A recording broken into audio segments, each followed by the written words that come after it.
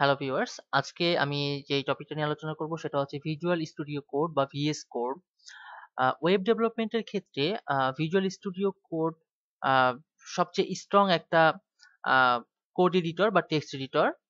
তো আমাদেরকে এই ভিজুয়াল স্টুডিও কোডটা কেন আমরা হচ্ছে ব্যবহার করব, তার প্রথম কারণটা হচ্ছে এটি একটি স্ট্রং কোড এডিটর। এখানে অনেক ধরনের স্ট্রং ফিচার আমরা পাবো। নাম্বার টু, এটি হচ্ছে সম্পূর্ণ ফ্রি।